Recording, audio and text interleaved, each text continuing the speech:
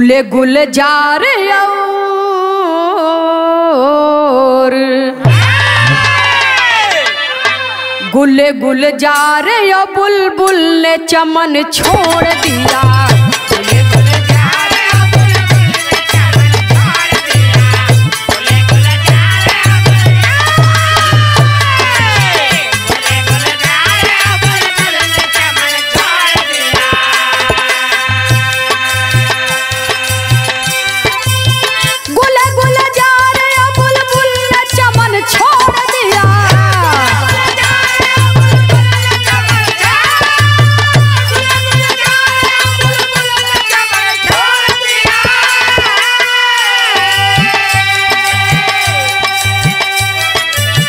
मैं तेरी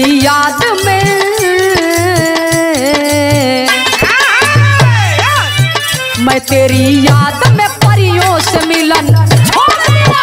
मैं तेरी याद में परियों से मिलन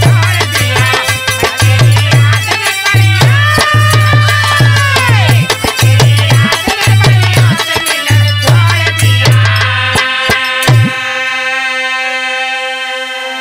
इतना गजल का लाइन बा, लेकिन बिरहा में कवि को लिखना पड़ा बाबूजी। तेरे दरबार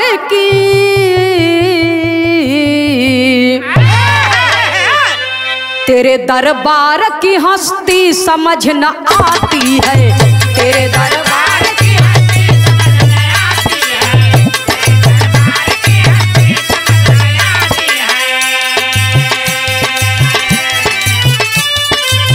तेरे दरबार की हस्ती समझ न आती है।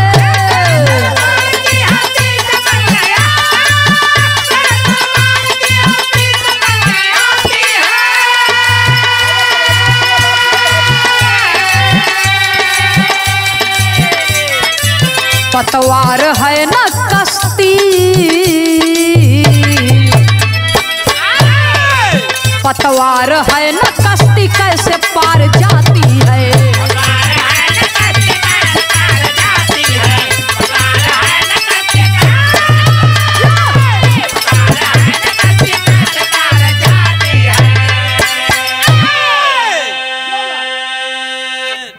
दुनिया बनाने वाले दुनिया के मालिक, तेरे दरबार की हस्ती कोई कोई जान पाया। पतवार तो किसी को दिखाई नहीं देता है, लेकिन कश्ती भौं से पार हो जाती है।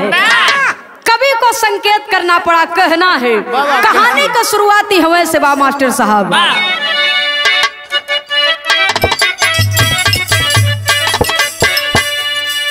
हरियाणा प्रांत जिला पलवल की कहानी है। धनराज कलुआ सिखावती दो परानी है। होडल तहसील में एक बांसवा है गांव सुनो। 3 बेटी 1 बेटा जन्मे वही ठाव सुनो। 5वां गर्भ उसके उदर में जब आया है। पेट में दर्द उसको बहुत ही रुलाया है। दवा लेने के लिए कलुआ रोड पर आया। एक्सीडेंट में वह जान अपनी गांव आया।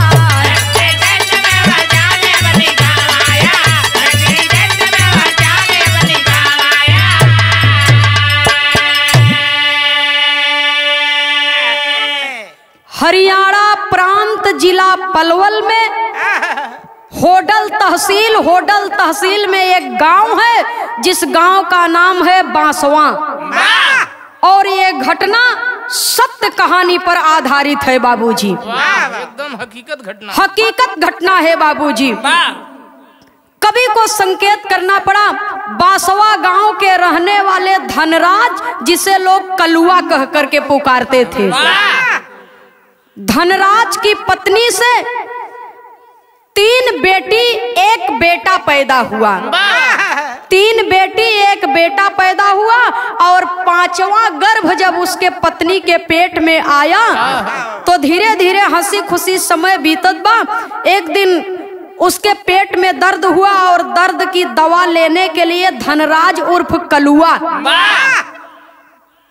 दवा लेने के लिए गया बाबूजी। और दवा ले करके जब लौट रहे थे धनराज जी तो एक ट्रक वाले ने उन्हें मार दिया और एक्सीडेंट हो गया बाबूजी। उस एक्सीडेंट में धनराज उर्फ कलुआ ने अपना प्राण गंवा दिया।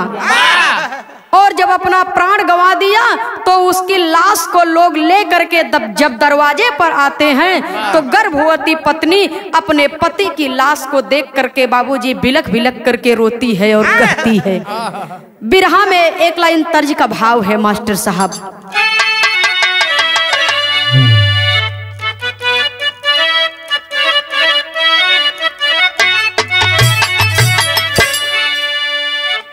बिरहा में संकेत करते हैं।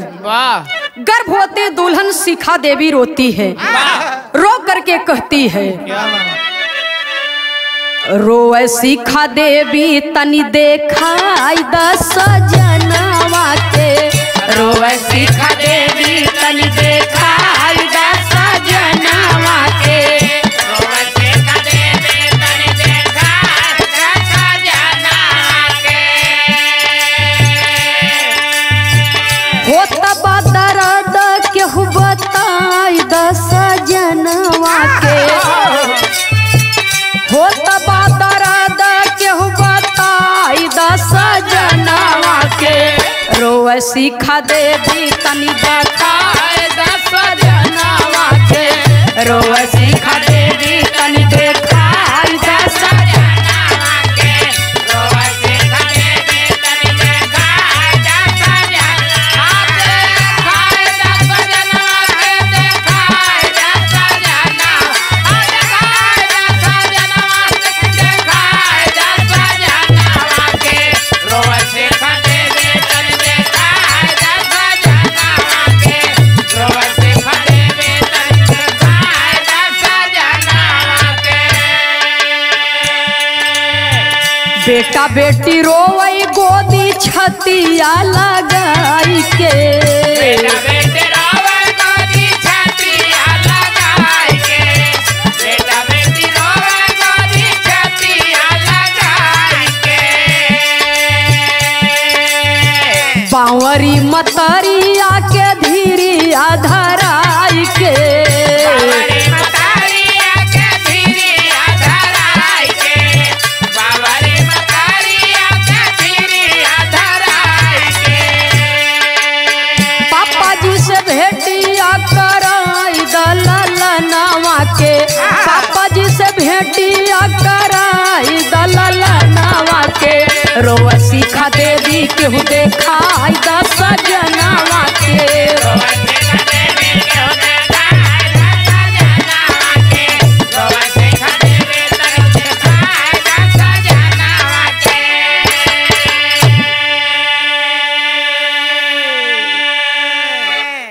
पूरे परिवार में बाबूजी शोक की लहर दौड़ गई और अंत में धनराज उर्फ कलुआ के लाश का अंतिम दाह संस्कार किया गया।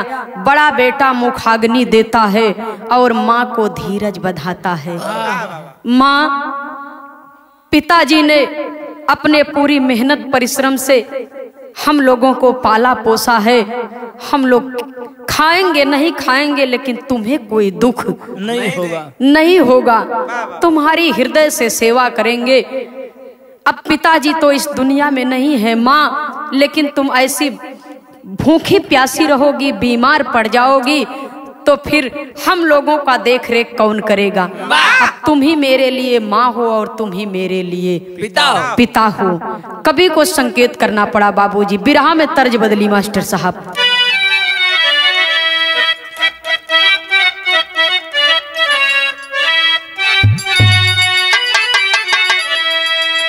अरे धीरे धीरे दिन गरु वान हो,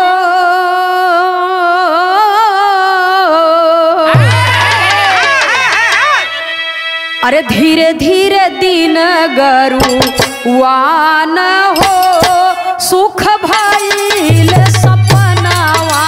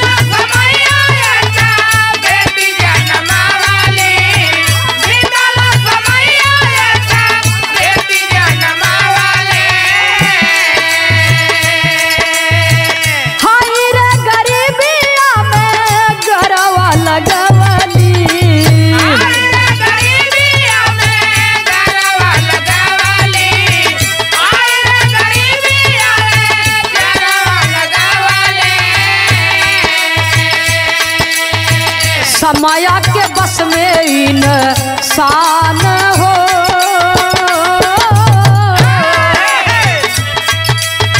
समाया के बस में इंसान हो सुख भइल सपनावा।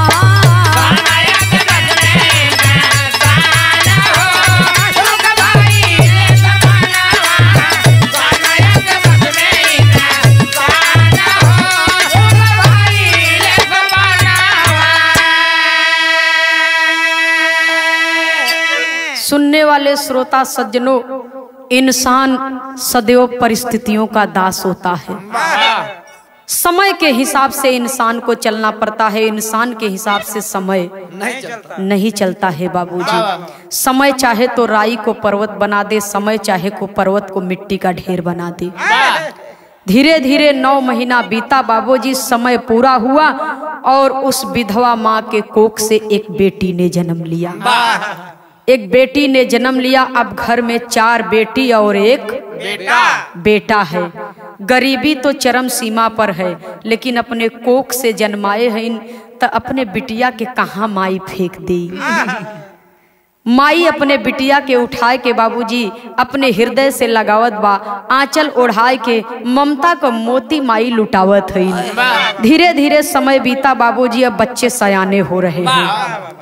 कवि को संकेत करना पड़ा, बिरहा शैली में टेरी के भाव में लिखना पड़ा।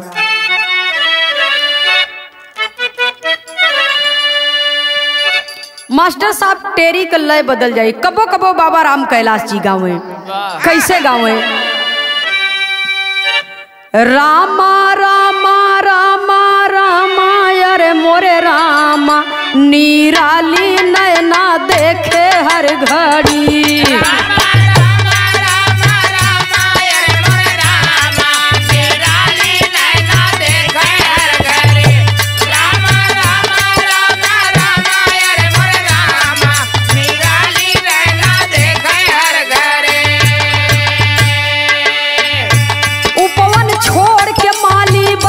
दूसरी डाली निराली नैना देखे हर घड़ी।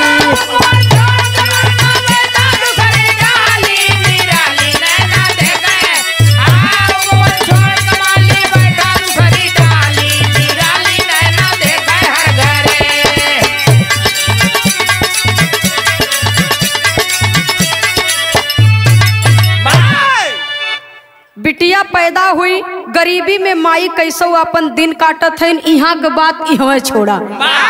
उपवन छोड़ के माली बैठा दूसरी डाली, निराली नैना देखे हर घड़ी। गढ़ी पट्टी के गांव में राजेश का सुनिए हाल। 13 जनवरी 2006 को जन्मा है एक लाल। राहुल नाम का लड़का, पूर्व जन्म का उसको ख्याल। बालेपन से ही वह कहता मुझे घर भेजो तत्काल। सुनने वाले श्रोता सज्जनों, एक गांव है, उस गांव का नाम है गढ़ी पट्टी। और गढ़ी पट्टी गांव के घर के सबसे बड़े सदस्य का नाम है राजेश। राजेश की दुल्हन गर्भवती हुई बाबूजी, और समय आया उन्होंने एक बेटे को जन्म दिया। एक बेटे को जन्म दिया बाबूजी, और मीडिया के लोग टीवी पर साफ साफ दिखा रहे थे ये बेटा तो जन्मा, ओकर पिंजरा नया बा लेकिन सुगनवा पुराने बा। उस बेटे का नामकरण हुआ राहुल रखे नाम। और जब राहुल नाम रखा गया तो धीरे धीरे माई बेटवा का लालन पालन करत है, वो परिवार में खुशी बा। राहुल नाम रखा गया, बेटे का लालन पालन हो रहा है बाबूजी। जब तनी से लड़कवा कुछ सज्ञान तो तोतली भाषा में अपने माई बाबू से कहे कि हमें पैसा दे दा, हम जाब अपने मेहरारू से मिले बदे। माई बाबू सोचे लड़का है, लड़का है, लड़कपन में सबही कुछ न कुछ बहुत कुछ बोल जाती लोग सुने वाले बाबूजी। तो लड़कवा का बतिया माई बाबू के बहुत प्यारी लगे, लोग हंसे। अड़ोस पड़ोस के लोग भी जब सुने बाबूजी तो कहे इनकर बेटवा कैसन कैसन बात बोलत है, ऐसा लगत बा कि एक ठठरिया नहीं बा, जियरा बहुत पुरान बा। कहे हम अपने बेटवा के देखे जाब, अपने बिटिया के देखे के जाब, हमार मेहरारू रोवत बा। यह सब कुल बात कहे। धीरे धीरे उस बच्चे की उम्र 12 वर्ष की हुई। और जब 12 वर्ष की हुई तो लोग कहे लगे ने कि तनी झाड़ फूक कराए द, कुछ हो सकता है किसी ने इसके ऊपर तंत्र मंत्र कर दिया है, कहीं दिखाए सुनाए द, तनी नजर उजर झराए द, कहीं ले जाए के ओझा सोखा खिया कोनो बाबा के यहाँ दिखाए द। तमाम उपाय किया गया, उपचार किया गया। स्कूल भेजे पढ़े बदे तो पढ़ाई में भी ओकर मन न लगे, अपने घरे के सुध आवे, अपने घरे के याद आवे, न पढ़ाई में मन लगत बा न घरे मन लगत बा। लोग पूछने लगे कि कौन सा घर, कहाँ घर, कैसा घर, तुम्हारा घर तो ये है, तुम्हारे माता पिता तो ये है। अभी तक तो बात बाबूजी बचपने में चली गई, लेकिन जब 12 वर्ष उम्र हो गई तब भी वही बात दोहराता है। तो एक दिन राजेश सोचने लगे कि मेरी बहन बुलाई है, मैं अपने बहन के यहाँ चलता हूँ, वहाँ एक ठे बाबा हुआ ने के दिखाए देता नहीं, एक मन भी बहल जाई, हो सकता है इसके मन का कोई भ्रम है वो दूर हो जाए। लेकिन जब भ्रम रहे तब न दूर हो, वो तो हकीकत है। हकीकत कभी झूठी नहीं हो सकती बाबूजी। तो बाइक पे बिठा करके राजेश अपने बेटे राहुल को लेकर के अपने बहन के यहाँ चले।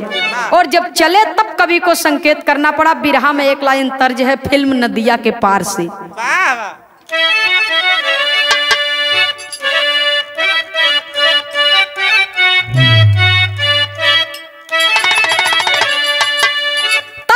सब समझत हैं, लेकिन बिरहा में कवि को संकेत करना पड़ा बाबूजी।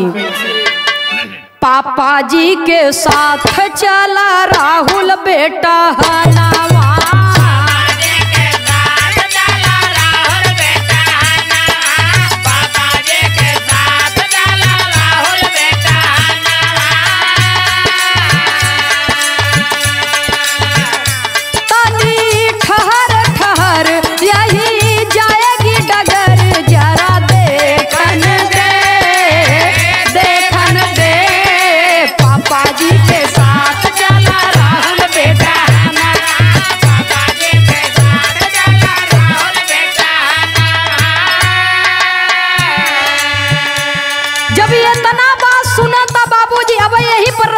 साहब जब ये तना बतिया सुन रहे हैं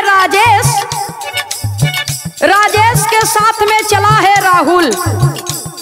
तो राहुल कहता है यही गौवा में बाटे हमारी गुजरिया,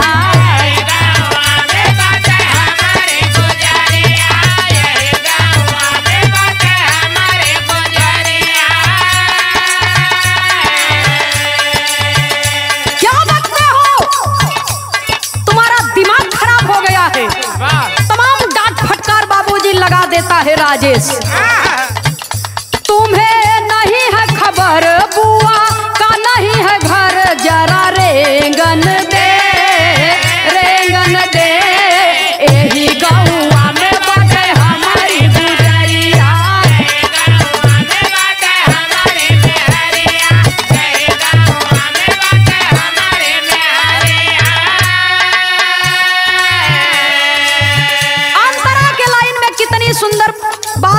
बाबूजी कवि जी। राजेश डांट फटकार लगा करके अपने बेटे से कहते हैं, बाबा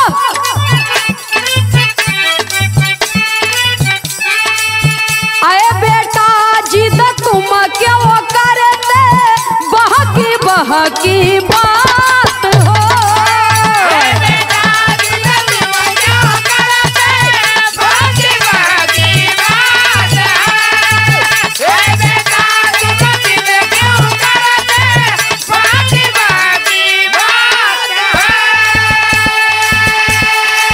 यहाँ नहीं घर बुआ का तेरे हो जाएगी रात हो।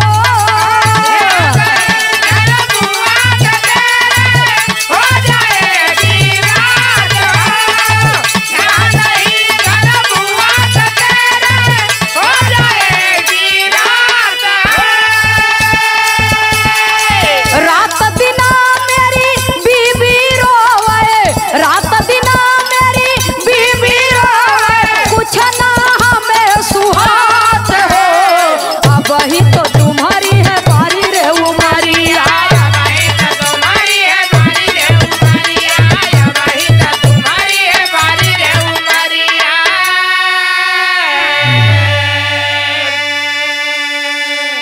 वाह, जहाँ धनराज उर्फ कलुआ का घर है उसी के थोड़ा सा आगे जहाँ पर वो पैदा हुआ है उस पिता राजेश की बहन का घर है और रास्ता वही है। तो दो चक्का पर बैठा के जब राजेश अपने बेटवा राहुल के लेके जात हुन अपने बहन के यहाँ कि चलते तोका तोरे बुआ के घरे घुमाए लिया। जब रास्ते में उसका गांव पड़ा बासवा, जब बासवा गांव पड़ा बाबूजी, जब वो रास्ता देखता है तो कहता है कि पापा पापा गाड़ी रोको, गाड़ी रोको, ये मेरा घर, ये रोड मेरे घर की ओर जाती है और इसी गांव में मेरा घर है।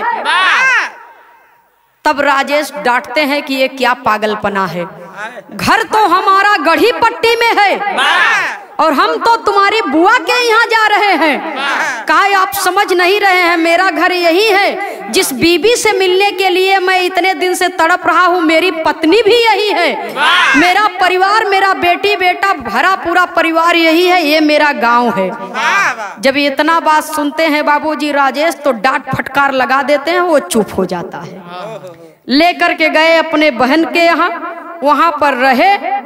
जब वहां से वापस आने लगे तो जब उसी रास्ते के सामने पहुंचा राहुल तो फिर हल्ला करने लगा और जब हल्ला करने लगा, चिल्लाने लगा तो रास्ते के लोग जो थे वो लोग सोचत हन कि लड़कवा का तबीयत खराब बा और यह तो ऐसा लगत बा कि जबरदस्ती तना ही लेके जात बा केहू के लड़का के, छोटी उम्र है और ये ले जा रहा है कि मैं तुम्हारा पिता हूँ और तुम्हारा घर यहाँ नहीं है, ये हल्ला कर रहा है कि मेरा घर यही है।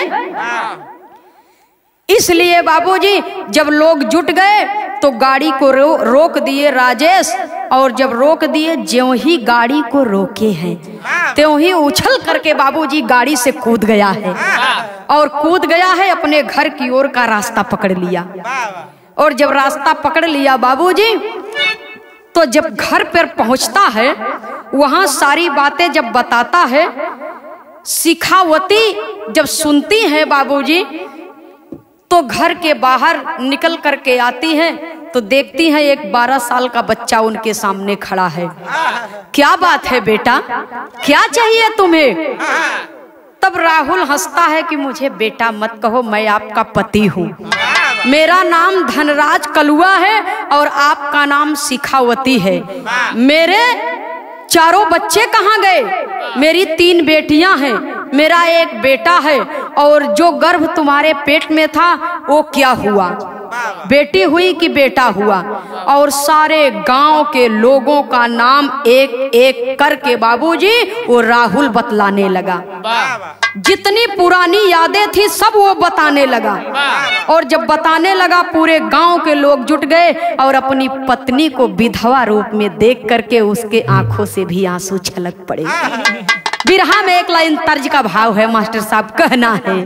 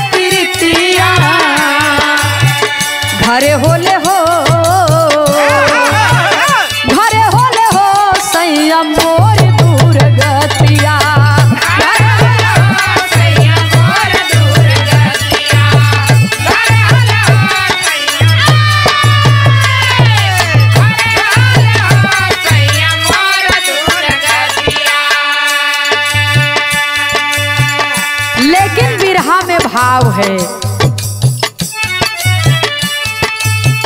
ढेर दिन बाद भइल दुलही से मिलनवा,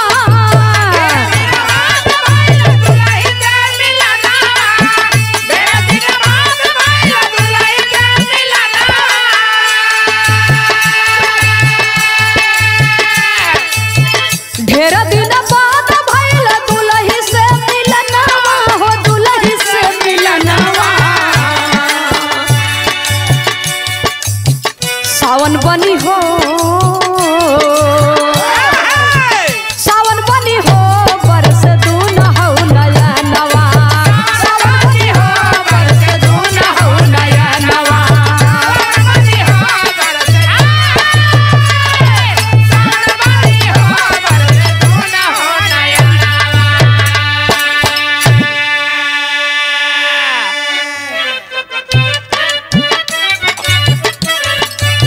सोलह बरस पहले शादी वाली बतिया, 16 बरस पहले शादी वाली बतिया, 16 बरस पहले शादी वाली बतिया।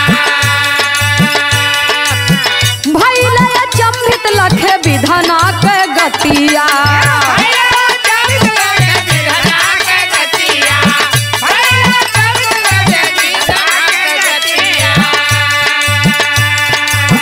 सिखावत जान गईली हवा मोर सजनवा,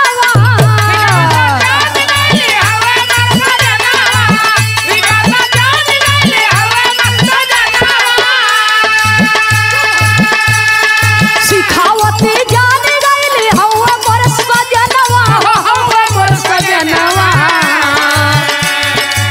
सावन बनी हो, सावन बनी हो बरस तू न हो नयनवा।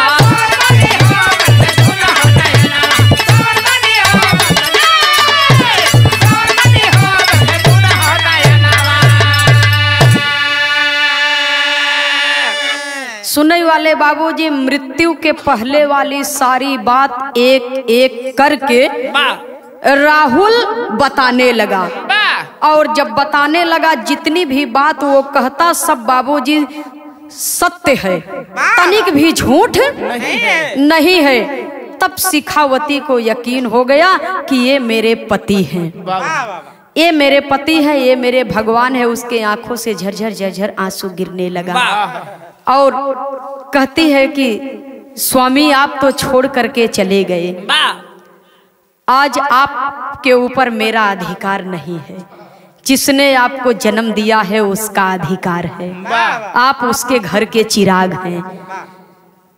लेकिन फिर भी यदि आप जानना चाहते हैं जो 5वां गर्भ था वो क्या हुआ, बेटा की बेटी, वो बेटी है। उस बेटी को सामने बुलाते हैं बाबूजी। 5 बच्चे आए और सारी बात को जान गए तो एक एक करके पैर छूते हैं और शिखा भी अपने पति का पांव छूती है बाबूजी। और धीरे धीरे जब 4-6 गांव 10 गांव के लोग जब जान गए तो कवि को संकेत करना पड़ा, पहपट के लाइन में लिखना पड़ा। खबर फैल गई होत बा चर्चा सगर बासवा नगरी में, अरे खबर फैल गई होत बा चर्चा सगर बासवा नगरी में, और पत्रकार भी चले थामी के डगर बासवा नगरी में।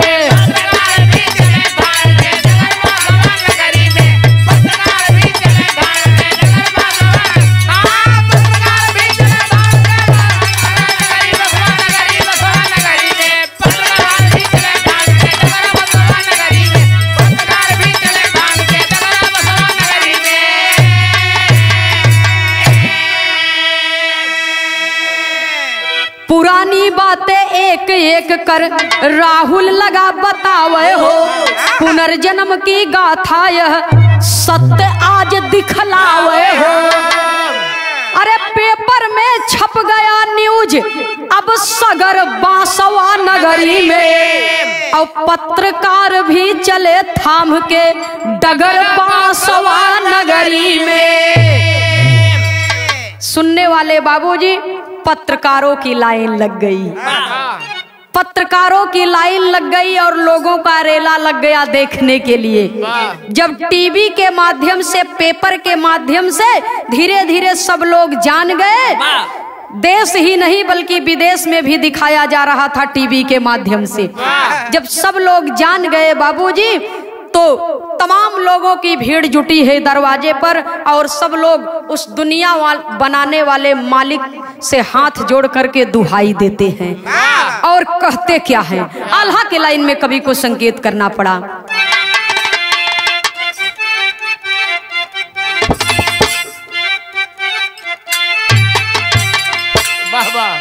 अरे धन्य धन्य मालिक तोहरी, जान केहू न गतिया भगवान। धन्य धन्य मालिक तोहरी, जान केहू न गतिया भगवान। धन्य धन्य मालिक तोहरी, जान केहू न गतिया भगवान। एही से जगत में का हाल भगवान,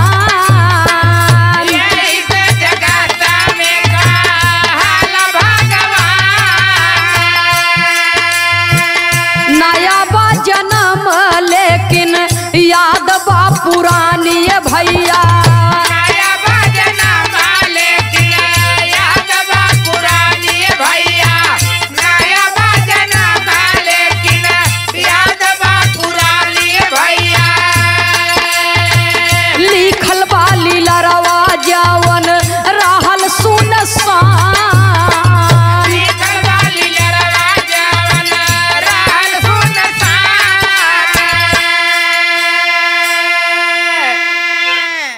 दुनिया को बनाने वाले मालिक, इसीलिए तो संसार के लोग तुझे पूजते हैं। तेरी शक्ति अपरंपार है, तू जो कर दे प्रभु, तेरी जो इच्छा तू जो कर देता है वो अटल सत्य होता है। तेरे शक्ति के सामने हम लोग नतमस्तक होते हैं। आज इस छोटे से बच्चे में तूने धनराज को जीवित कर दिया है। उसके परिवार की खोई हुई खुशियां आज वापस आने लगी बाबूजी। तो सब लोग कहते हैं कि जब इसका पति है तो ये विधवा क्यों रहे, जब इसका पति है तो ये विधवा क्यों रहे, इसकी मांग सुनी क्यों रहे। इसके मांग में सिंदूर सजाना चाहिए इसके पति के हाथों द्वारा। तो आल्हा के अगली लाइन में कवि को संकेत करना पड़ा।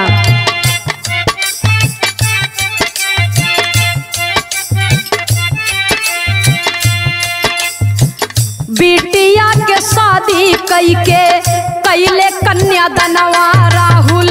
बिटिया के शादी कई के कैले कन्यादानवा राहुल। बिटिया के शादी कई के कैले कन्यादानवा राहुल। पैसा जुटावे पूरा कैले अरमान, पैसा जुटावे पूरा कैले अरमान। मड़ावा के भीतर तब बैठे दोनों जनवा भैया। मड़ावा के भीतर तब बैठे दोनों जनवा भैया। मड़ावा के भीतर तब बैठे दोनों जनवा भैया। बेटी की विदाई किए पूरा ससम्मान, बेटी की विदाई किए पूरा ससम्मान।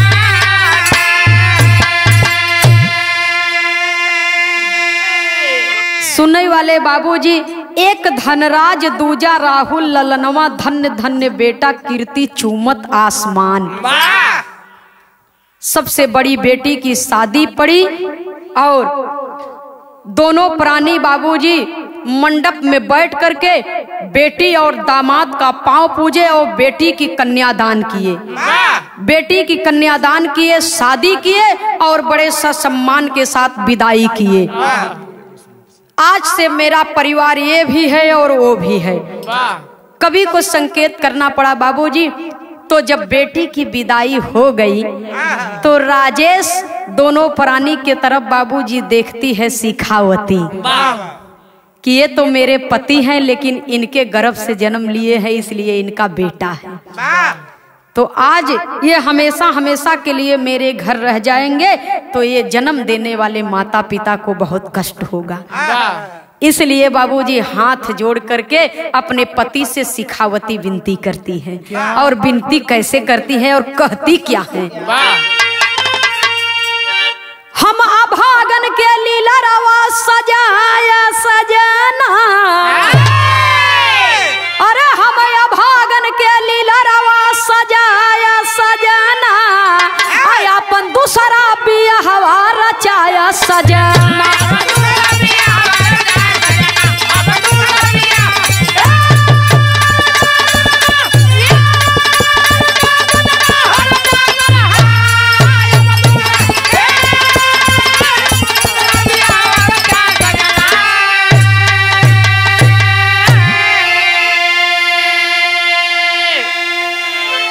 अरे पति मोरा राहुल जेकर छोट बाऊ मारिया,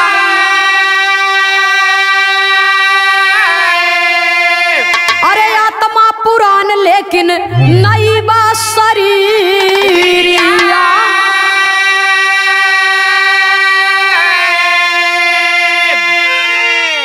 तय अपने कर से चिता में यगिया मोरे लगाया सजना, अपने कर से चिता में यगिया मोरे लगाया सजना, आया अपन दूसरा बियाहवा रचाया सजना।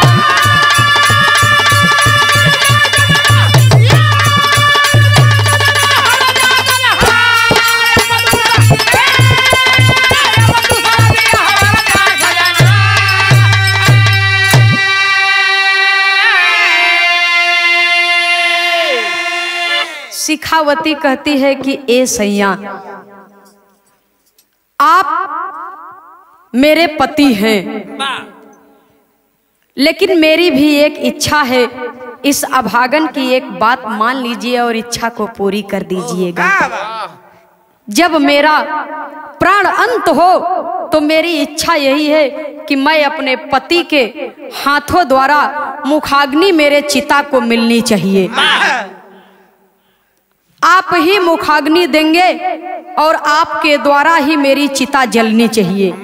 ये मेरी अंतिम इच्छा है, इसे जरूर पूरा करिएगा। और एक विनती है आपसे, जिस माँ के कोख से आपका जन्म हुआ है, जिस माँ ने अपने स्तन का दूध आपको पिलाया है, उस पिता के खून और उस माँ के दूध का कर्जदार आप हैं। ऐसे माता पिता को कभी भी आप निराश नहीं करेंगे, इनके हर इच्छा को आप पूरा करेंगे।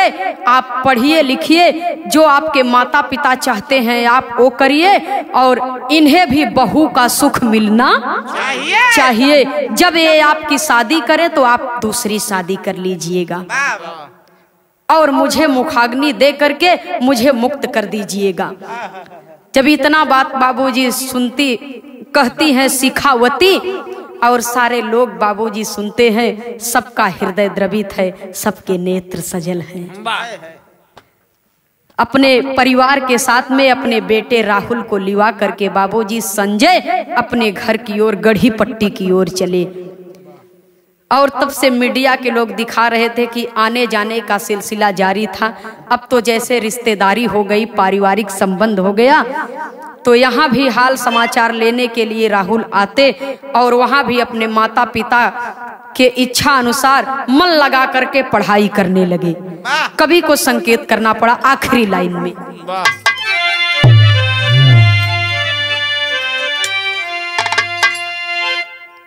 सुनने वाले श्रोता सज्जनों, इतना बात जरूर कहना चाहूंगी। कवि लिखते हैं कि ये कुदरत का करिश्मा है, पुनर्जन्म कुदरत का करिश्मा है बाबूजी, और इसे हम झूठा नहीं साबित कर सकते क्योंकि ये सच्चाई है। और जिसे भी तनिक शक हो तो आप YouTube खोल करके देख सकते हैं, सच्चाई खुद ब खुद आपके सामने आ जाएगी। गुरु घराने के परिचय के साथ में कवि को लिखना पड़ा।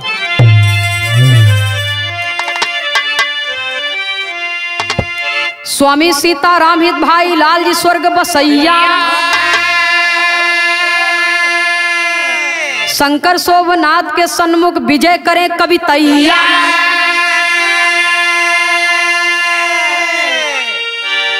अरे राम घड़ी। ए बाबू निराली नैना देखे हर घड़ी, नंदनी खेमराज के रक्षक मैहर वाली निराली